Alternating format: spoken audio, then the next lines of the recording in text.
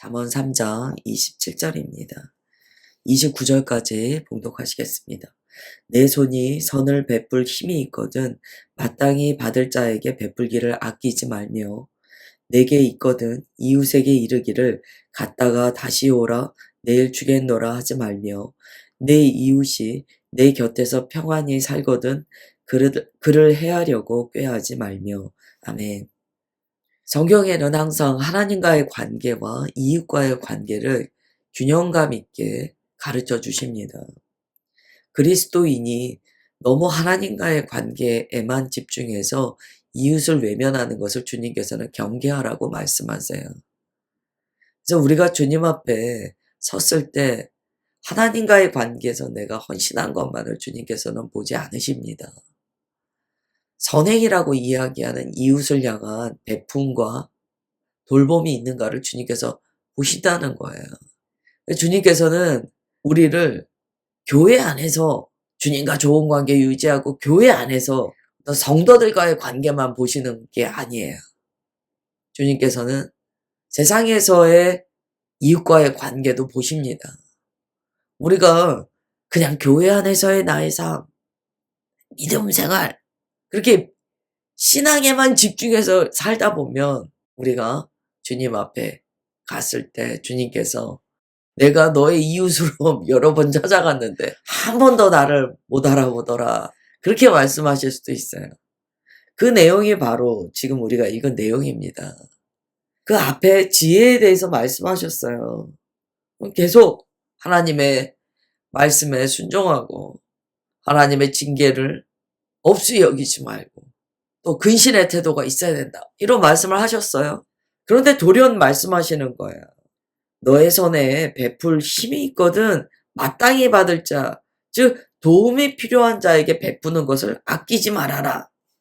여기 한 가지 우리가 깨닫게 되는 결론이 있어요. 선행의 기회도요, 주님께서 주신다는 거예요. 뭔가 도움이 필요한 사람을 만나게 하시는 것도 주님께서 주시는 기회라는 거예요.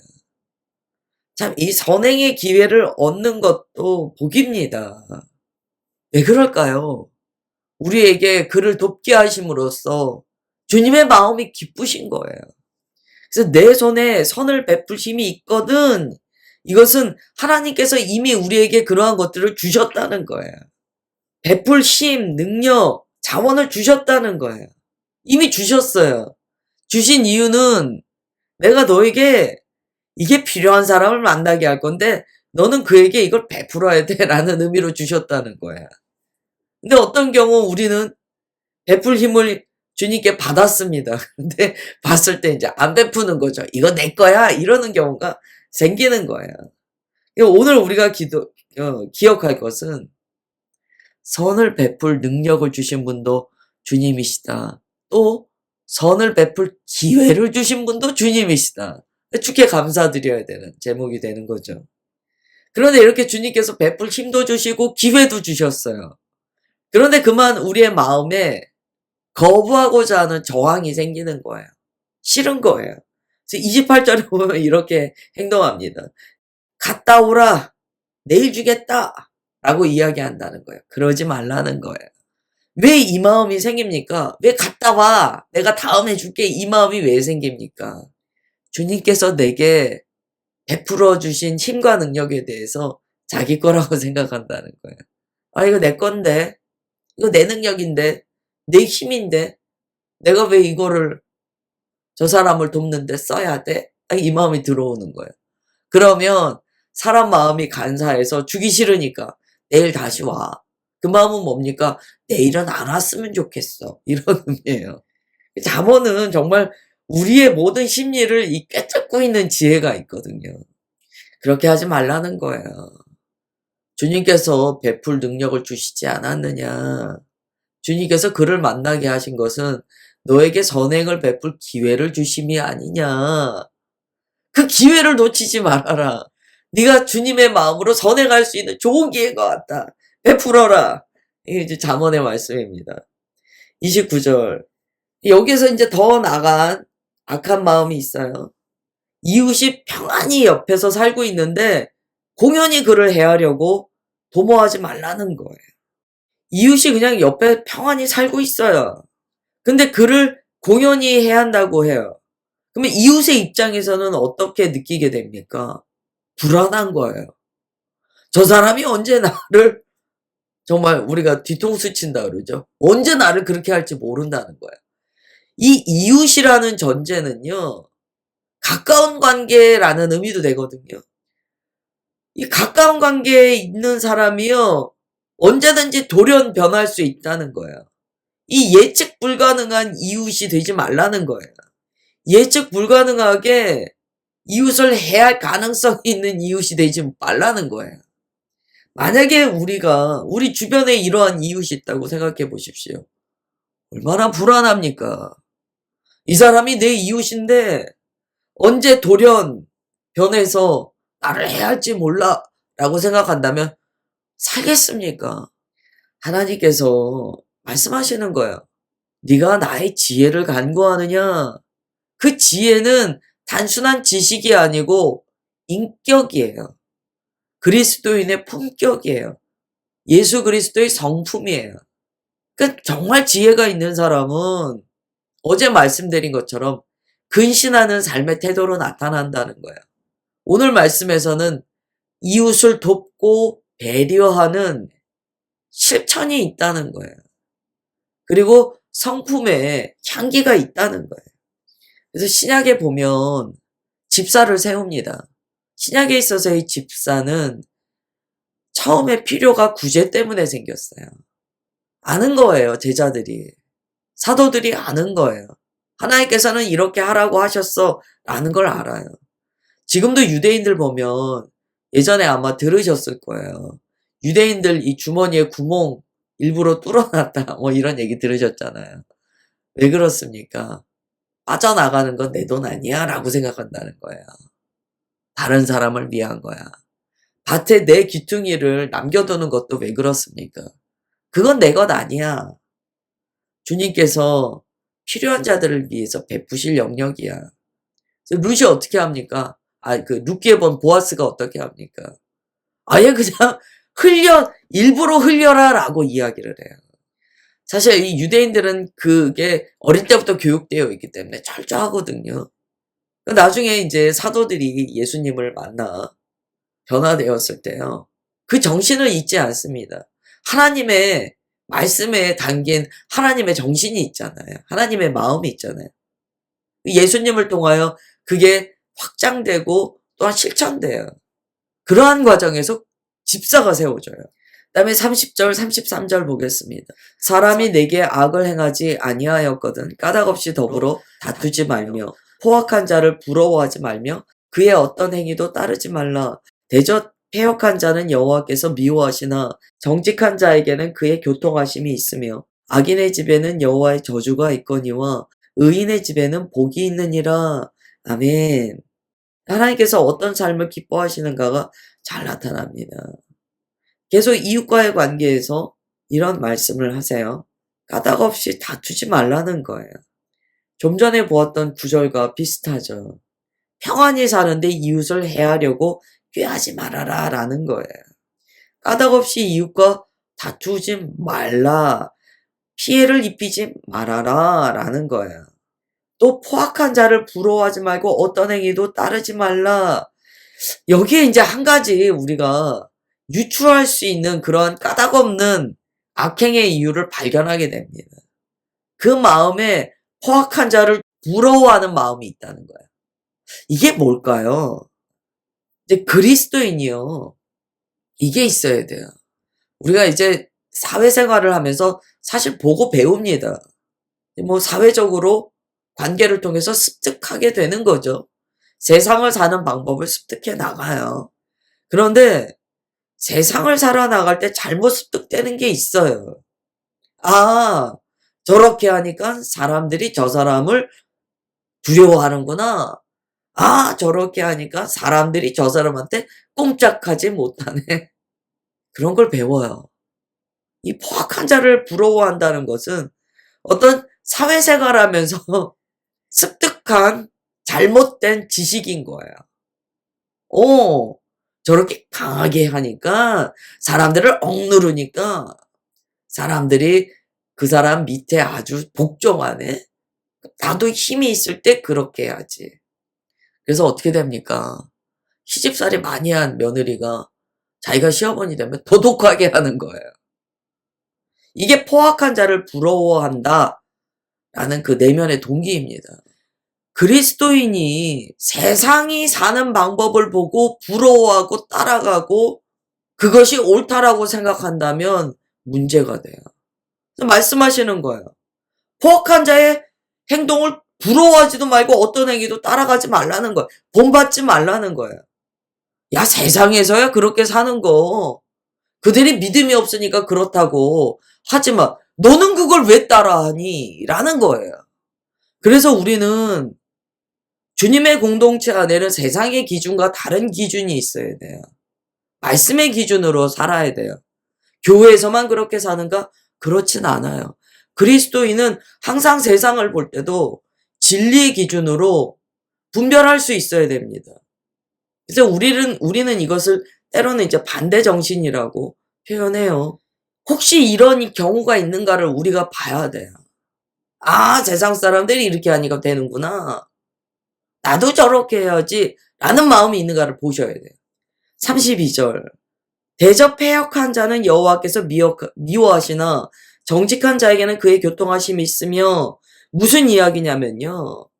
이렇게 포악한 자를 부러워하고 악행하는 자들은요. 주님께서 미워하신다는 거예요. 여기서 정직한 자는 하나님의 지혜의 말씀을 따라 사는 자입니다. 세상이 볼 때는 좀 어리석어 보이죠. 미련해 보이죠. 그런데 그러한 자는 하나님의 교통하심이 있다는 거예요. 우리말 성경은 이렇게 표현했어요. 하나님께서 정직한 사람을 믿고 그와 함께 있기를 기뻐하신다 이렇게 표현했어요. 참 잘 의역했다라고 보여요. 하나님께서 정직한 사람과 함께 있는 걸 기뻐하신다는 거예요. 33절 악인의 집에는 여호와의 저주가 있거니와 의인의 집에는 복이 있느니라. 다시 복에 대해서 말씀하세요. 우리가 지혜가 복이다라고 어제 나누었습니다. 오늘 마찬가지예요. 이 복은 바라크입니다. 바라크는 기본적으로 그 말의 뜻에 하나님께 무릎 꿇고 예배드린다. 그리고 하나님께 복종된다라는 의미가 담겨 있습니다. 하나님께 이렇게 복종된 자는 복이 있다는 거예요. 그가 의인이라는 거예요. 그래서 30절부터 33절에는요. 세상을 사는 방법에 대해서 하나님께서 교훈하여 주세요. 너는 세상을 어떻게 살래? 나의 성품으로 살래? 아니면 세상이 사는 그 법칙에 따라 살래? 라고 주님께서 질문하시는 내용이에요. 참 이 말씀을 나눌 때 제가 이런 마음이 들어요. 저야 이제 교회 안에 사니까 뭐 그런 갈등이 사실 주님의 종이 된 이후에 어떤 면에서는 그전에 겪던 갈등이 좀 사라지는 경우가 있습니다. 저도 이제 뭐 회사 생활하고 사회생활 했지만 그때 경험했던 것이 교회 안에 있을 때 많이 겪지 않는 문제들이 있어요. 그러나 우리 성도님들은 다르시잖아요. 사회에서 늘 치열하게 부딪히시잖아요. 이런 말씀을 이제 제가 이렇게 전하지만 제가 이런 말씀을 전하면서 마음에 이렇게 따가움이 있어요. 제가 다 알지는 못하지만 저도 사회생활할 때 이 경험했던 것들이 있잖아요. 이 말씀이 쉽지 않다는 거를 알기 때문에 이렇게 마음이 좀 정말 따가워요. 힘드실 텐데 이 마음이 있어요. 오늘 제가 우리 성도님들 위해서 중보하겠습니다. 주님께서 이렇게 말씀하시지만 이것을 우리가 정말 받아 근신하는 삶을 사는 것은 쉽지 않아요. 그래서 정말 주님을 붙들어야 됩니다. 그리고 주님의 지혜를 구해야 돼요. 그리고 언제나 주님, 이것이 제가 세상의 방법을 선택하는 겁니까? 아니면 하나님의 지혜를 붙드는 것입니까? 라고 질문해야 됩니다. 믿음 안에서 주님께서 함께 하시기를 기뻐하는 의인의 길을 걷는 우리 모두가 되기를 주 예수님의 이름으로 축원합니다. 이제 34절에 주님께서 이렇게 말씀하세요. 진실로 그는 거만한 자를 비웃으시며 겸손한 자에게 은혜를 베푸시나니. 이 거만한 자, 우리말 성경은 스스로 잘난 체하는 사람을 비웃으시고 이렇게 표현합니다. 참 의역을 잘했어요. 세상에서는 자기 잘난 체하는 것을 나쁘다고 하지 않아요. 오히려 격려합니다. 자기 피하라고 자기 잘난 체하라는 거예요. 그래야지 산다는 거예요. 그래서 비싸게 보이도록 나 자신을 막 포장하라는 거예요. 근데 또 잠언에서는 이렇게 말씀하세요. 스스로 잘난 체하는 사람을 나는 비웃는다. 그래서 온유의 뜻이 그거잖아요. 힘이 있으나 그것을 나를 드러내는데 사용하지 않는 것이 온유잖아요. 성령의 열매거든요. 그러니 그리스도인이 세상을 사는 것이 얼마나 녹록지 않습니까? 있는 것도 사용하지 않아야 되는데 얼마나 어려워요. 오늘 말씀을 가르쳐 주세요. 내가 너 스스로 막 잘난 체하고 너의 힘 사용하려고 그러면 내가 너 비웃어. 그럼 어떻게 하란 말씀이세요? 주님의 능력이 나가게 하라는 거예요. 주님의 높으심이 드러나게 하라는 거예요. 아유 주님 사회생활 하면서 그런 거 어떻게 해요. 그래서 우리가 주님께 매달려야 되는 거예요. 때로 여러분 점심시간에 뭐 이렇게 쉴 때요. 왜 그리스도인이 막 주님을 붙들게 됩니까? 잠깐 짬을 내서 주님을 붙들 수밖에 없는 거예요. 그래야지 그 소용돌이에 내가 휘말리지 않으니까. 그 세상의 법칙에 내가 놀아나지 않으니까. 그러니까 막 돌이켜서 막 숨을 막 몰아쉬면서 주님을 부르는 거예요. 우리가 그럴 때가 얼마나 많습니까? 정말 이럴 때 그 짬을 내서 주의 이름을 부르는 자를 주님께서 붙들어 주세요. 겸손한 자에게 은혜를 베풀어 주십니다. 이 겸손한 자는 반드시 주님께 무릎 꿇어 바라크에 예배를 드리고 그것이 복이 되거든요. 35절입니다. 지혜로운 자는 영광을 기업으로 받거니와 미련한 자의 영달함은 수치가 되느니라. 이렇게 말씀하세요. 결국 하나님의 이 지혜의 말씀을 지키는 자는 영광을 기업으로 받는다는 거예요. 굉장히 좋은 말씀이에요. 영광을 기업으로 받는다. 이 개역개정에서는요. 그냥 기업 아니고 영광을 기업으로 받는다라고 했어요. 영광. 우리말 성경 보시면 그냥 영광을 얻는다라고 합니다. 여기서 우리가 힘든 거예요. 아니 주님 영광만 주시지 말고 이 땅에 기업을 주세요. 이 땅에. 이 땅에 저한테 주실 거 있지 않습니까? 그걸 주세요. 여러분 개역개정에서 영광의 기업을 받거니와 라고 이렇게 해석을 했어요. 말 그대로 이 기업은요. 영광이 따라온다는 거예요. 하나님께서 주시는 기업은. 그러나 이 땅에서 눈에 보이는 기업이 먼저가 아니고 영광이 먼저라는 거예요. 그래서 원어를 보시면 카보드, 영광이 정확히 기록되어 있어요. 영광. 그런데 이 영광을 기업으로 받지 못하고 자기 힘으로 세상의 방법으로 미련한 자예요. 막 그렇게 했어요. 이 사람의 영달함, 이 영달함 원어를 보세요. 이런 뜻을 갖고 있어요. 거만함, 높아짐 이런 뜻을 갖고 있어요. 그러니까 미련한 자는요.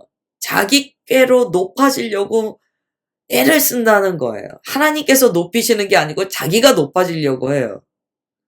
그런데 결국 그것이 그에게 수치가 된다라고 주님께서 가르쳐 주세요. 이게 당장은 안 나타날 수 있습니다. 올해 내로 내가 영광을 얻으려나? 그렇지 못할 수도 있어요. 그러나 우리는 주님께서 나를 기뻐하시는가가 삶의 기준이 돼야 돼요. 내 모습, 지금 주님의 말씀을 지키기 위해서 이렇게 고군분투하고 있는 내 모습을 주님께서 기뻐하시는가를 봐야 돼요. 아니면 주님께서 나를 지금 너 참 미련하구나 라고 말씀하시는가를 우리가 봐야 돼요. 어떻게 봅니까? 기도할 때 알게 돼요. 주님께서 우리의 삶을 계속 수정하여 나가시는데 기도할 때 감각이 옵니다. 기도할 때 마음에 이 정말 뻐근할 정도로 아픔과 고통이 와요. 내가 내 뜻대로 살려고 할 때 주님의 그 근심하심이 내 마음에 옵니다. 오늘은 여기까지 볼게요. 기도하겠습니다. 하나님, 오늘도 주님의 지혜의 말씀을 나누었습니다. 주님의 지혜의 말씀은 하나님과의 관계만을 가르쳐 주시는 것이 아니라 이웃과의 관계에서의 우리의 삶의 태도가 어떠해야 하는지를 가르쳐 주십니다.